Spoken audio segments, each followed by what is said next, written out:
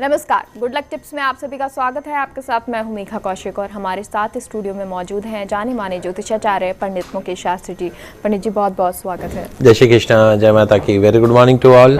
तो पंडित जी से जानते हैं कि अगर आपकी कन्या के विवाह में देरी हो रही है, अड़चने आ रही हैं, तो आपको क्या कुछ खास उपाय करने हैं। लेकिन सबसे पहले शो की शुरुआत करते हैं आज के शुभ संयोग के साथ। गुड लक टिप कार्यक्रम के सभी दर्शकों के ऊपर भगवान श्री हरि का, माँ लक्ष्मी का, माँ बगलामुखी का आशीर्वाद और कृपा दृष्टि हमेशा बनी रहे। आप सभी का कल्याण हो। आज आपके पसंदीदा शो गुड लक टिप्स में हम बताएंगे आपकी बिटिया के, आपकी कन्या के, आपकी बहन के विवाह में आ रही अड़चनों को दूर करने वाले चमत्कारिक उपायों के बारे में। तो जल्दी से कागज कलम लेकर बैठ जाइएगा, लिखते जाइएगा, समझते जाइएगा उन चमत्कारिक उपायों के बारे में जो आपकी बिटिया, आपके बहन के विवाह में आ रही रुकावटों को दूर करने में आपकी मदद कर सकते हैं।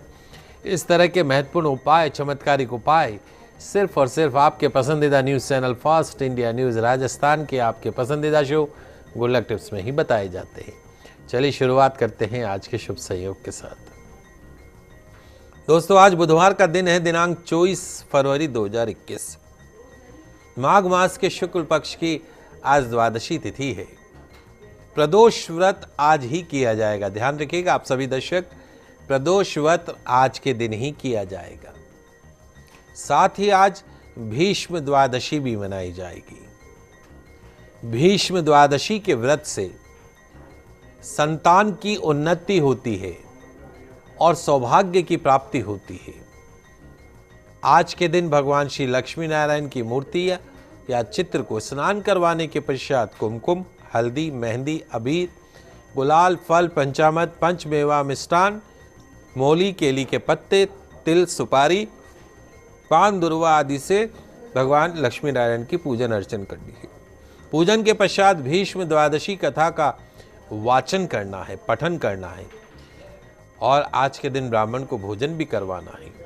संतान संबंधित सभी चिंताओं का समाधान आज के दिन, भीष्म द्वादशी के दिन व्रत करने से, उपवास करने से, पूजन करने से संतान से संबंधित सभी चिंताओं का समाधान आपको प्राप्त हो सकता है। जी और पंडित जी, जैसा कि आज आप हमारे साथ विशेष चर्चा करने वाले हैं, जो विशेष उपाय बताने वाले हैं वो ये कि अगर किसी कन्या का, किसी लड़की का विवाह नहीं हो पा रहा तो उन्हें क्या कुछ उपाय करने हैं। तो शुरुआत करते हैं। दोस्तों, आज के इस व्यस्तम युग में अनेक माता पिता अपनी कन्या की, अपनी बिटिया के, अपनी बहन की विवाह हेतु योग्य वर की तलाश में लगे रहे हैं।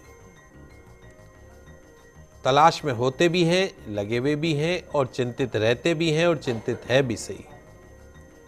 सिर्फ इसलिए कि बिटिया का, बहन का आने वाला कल सुरक्षित हो सके, उसका भविष्य उज्जवल हो सके, उसका वैवाहिक जीवन सुखमय रहे। किंतु आज के इस कलयुग में अपनी कन्या के लिए, अपनी बहन के लिए, अपनी बिटिया के लिए उपयुक्त वर की तलाश कर पाना इतना आसान नहीं है। कन्या के विवाह में, बिटिया के विवाह में, बहन के विवाह में अनेक प्रकार की कठिनाइयों और रुकावटों का सामना करना पड़ता है। कहीं कुंडली नहीं मिलती है तो कहीं मन नहीं मिलता है, विचार नहीं मिलते हैं, या फिर कहीं दहेज रूपी असुर मुंह बाए खड़ा रहता है।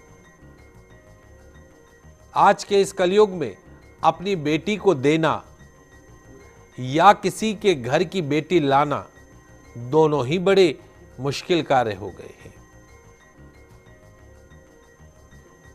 अगर आपके घर में भी आपकी बेटी के विवाह में रुकावटें आ रही हैं, प्रयास करने के पश्चात भी आप अपनी बिटिया के लिए, अपनी बहन के लिए सुयोग्य वर नहीं ढूंढ पा रहे हैं, तो आप परेशान मत हो, क्योंकि आज आपकी इसी परेशान को दूर करने वाले कुछ चमत्कारिक उपाय आपके पसंदीदा शो गुड लक टिप्स में मैं आज बताने जा रहा हूं।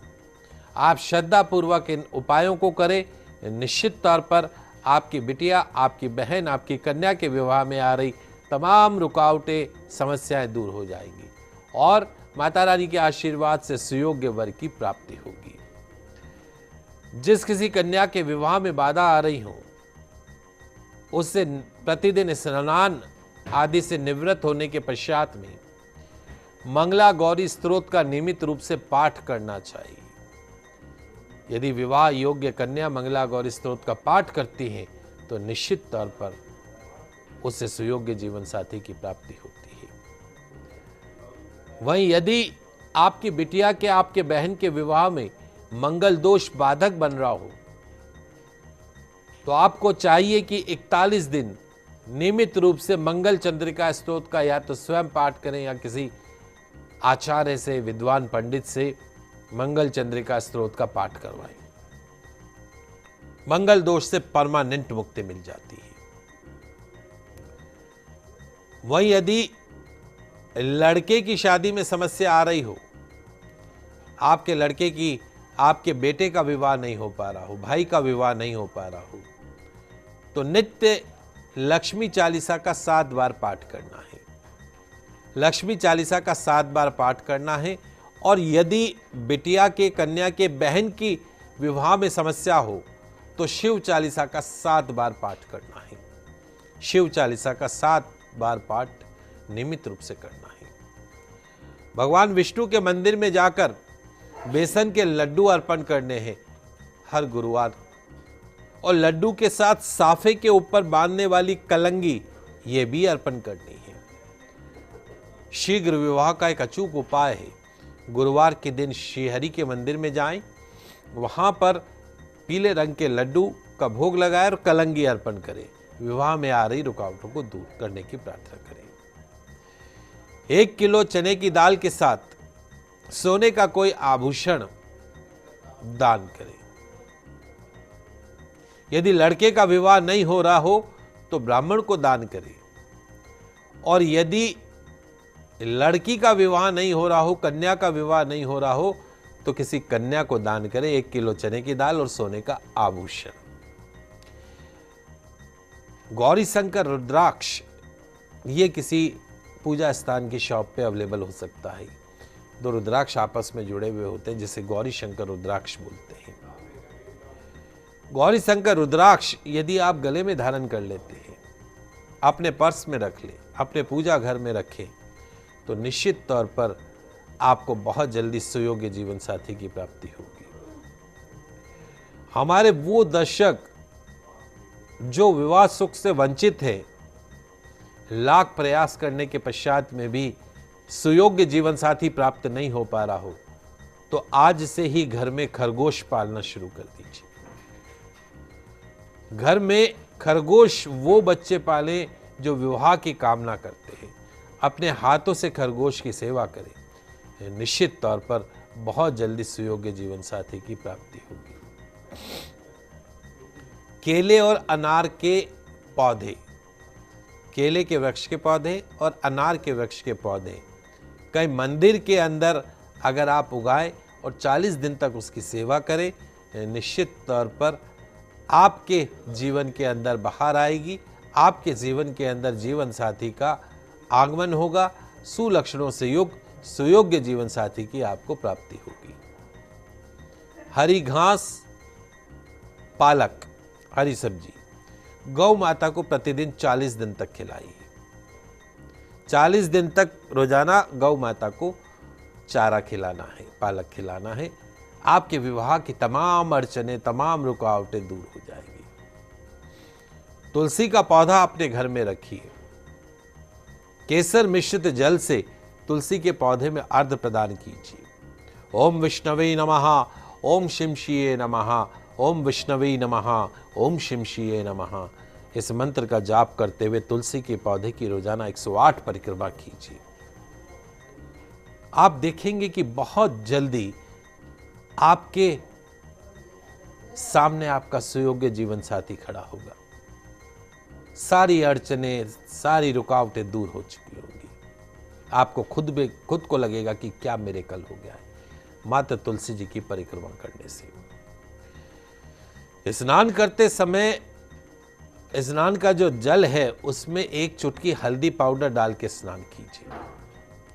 निश्चित तौर पर हल्दी मिश्रित जल से स्नान करने के पश्चात में आपके विवाह में आ रही अड़चनें, रुकावटें दूर होंगी। जी, और पंडित जी अब आपसे जानना चाहेंगे कि कई बार ऐसे वास्तु दोष होते हैं जिनसे मांगलिक कार्य जो है वो अवरुद्ध होते रहते हैं, तो वो क्या हैं, उनके उपाय क्या हैं? आज मैं आपको उन वास्तु दोषों के बारे में बताने जा रहा हूं जिनके होने से आपके घर के अंदर जो मांगलिक कार्य में रोक लग जाती है, बिटिया के विवाह में अड़चने आनी शुरू हो जाती है। जब हम वास्तुशास्त्र के द्वारा जीवन की अनेक समस्या ठीक करने में सक्षम हैं, तो कन्या के बिटिया के बहन के विवाह में आ रही बाधा को भी वास्तु नियमों की पालन करके न केवल दूर किया जा सकता है, बल्कि सुयोग्य वर की प्राप्ति भी कराई जा सकती है। यदि आप वास्तुशास्त्र के नियमों का पालन करें तो खुद देखेंगे कि आपके परिवार की अविवाहित कन्या की विवाह बाधा न केवल दूर हो जाएगी, बल्कि उसका दाम्पत्य जीवन भी सुखमय रहेगा। तो कुछ विशेष पॉइंट बताने जा रहा हूं। आपके घर का नॉर्थ ईस्ट कोना अर्थात उत्तर पूर्व का कोना अर्थात ईशान कोण यदि दोष युक्त है, गंदा है, भारी है, ऊंचा है, गंदगी से भरा हुआ है, वहां पर टॉयलेट है, तो उस घर में रहने वाले अविवाहित सदस्यों के विवाह में बाधाएं आती है, और अगर विवाह हो भी जाए तो उन बच्चों का विवाह कभी सुखमय नहीं होता है। तो आपके घर का जो नॉर्थ ईस्ट कॉर्नर है वो कभी भी भारी नहीं होना चाहिए, वो कभी भी गंदा नहीं होना चाहिए, कटा हुआ नहीं होना चाहिए। यदि आपके ईशान कोण में, नॉर्थ ईस्ट कॉर्नर में, पूर्व उत्तर कोने में रसोई घर बना हुआ है, जल का स्थान है, वहां पे आपने अगर रसोई घर बना दिया है, अग्नि का वास कर दिया है, तो ऐसे घर के सदस्यों को नाना प्रकार के कष्टों का सामना करना पड़ता है। मांगलिक कार्य तो भूल जाएं, शारीरिक, आर्थिक और मानसिक कष्टों का सामना करना पड़ता है, मृत्यु तुल्य कष्टों का सामना करना पड़ता है। ईशान कोण का कटना, नॉर्थ ईस्ट कॉर्नर का कटना या घटना कभी भी शुभ नहीं माना जाता है। ऐसे घरों में भी मांगलिक कार्य नहीं होते हैं। और जैसे मैंने आपको बताया शुरुआत में कि ईशान कोण, नॉर्थ ईस्ट कोण में शौचालय का होना बहुत ही अशुभ माना गया है। घर के सभी प्रकार के मांगलिक कार्यों में बाधक बनता है। नॉर्थ ईस्ट कॉर्नर जो है वो पूजा का स्थान है, वहां बैठ के अगर आप शौच करेंगे तो आप सोचिए कि आपके जीवन का क्या हर्ष होगा। नाना प्रकार की परेशानियां आपके जीवन के अंदर एंटर कर जाती हैं। अब ये तो मैंने आपको दोष बताया, उपाय साथ में बताता हूं। अगर विवाह योग्य लड़कियां आपके घर के अंदर हैं तो ऐसी कन्याओं को, बहनों को कभी भी नैऋत्य कोण अर्थात दक्षिण पश्चिम में बने कमरे के अंदर नहीं सुलाएं, क्योंकि वो जो शयन कक्ष है वो स्थायित्व प्रदान करता है। अगर आपकी बच्चियां, विवाह योग्य कन्याएं या बहनें साउथ ईस्ट कॉर्नर के अंदर दक्षिण पश्चिम के कमरे में सो रही हैं तो कभी विवाह नहीं होगा, ताउम्र आपके घर में बैठी रहेगी। तो ये मैंने आपको बताया कि साउथ ईस्ट कॉर्नर, दक्षिण पश्चिम कोने में अगर आपकी विवाह योग्य कन्या, बिटिया सो रही है तो उसका कभी विवाह नहीं होगा, ताउम्र आपके घर बैठी रहेगी। तो आप किधर सुलाएं जिससे उसका विवाह हो, उसका बेडरूम किधर हो। तो आपकी घर की जो कन्याएं हैं, विवाह योग्य कन्याएं, बहनें जो है, उनके लिए सबसे वास्तु सम्मत जो कमरा बताया गया है, बेडरूम जो बताया गया है उनका, वो नॉर्थ वेस्ट कॉर्नर अर्थात उत्तर पश्चिम का जो बेडरूम है, उत्तर पश्चिम में बना जो कमरा है, बेडरूम है, वो कन्याओं के विवाह के लिहाज से सबसे उत्तम माना गया है। तो अपनी कन्या को वहां सुलाइए, बहुत जल्दी उसका विवाह हो जाएगा। तो अविवाहित कन्याओं को घर के वायव्य कोण अर्थात घर के उत्तर पश्चिम में बने कमरे में सोना चाहिए। कन्या के बिस्तर पर पीले रंग की चादर अवश्य बिछानी चाहिए। ईशान कोण में लोहे का सामान न रखें। विवाह योग्य कन्या के कमरे का रंग पिंक रखें। बेडशीट भी पिंक, ग्रीन, येलो कलर की रखें और कन्या के बिस्तर के नीचे किसी भी प्रकार का भारी सामान न रखें। जी, इतनी सारी जानकारी पंडित जी आपने दी, बहुत बहुत शुक्रिया। आप सभी दर्शकों का आज का दिन मंगलमय हो, शुभ हो। जय श्री कृष्ण, जय माता की, जय श्री हरि। यहाँ रुकते एक छोटे से ब्रेक के लिए, आप कहीं मत जाइए, जल्द लौटते हैं।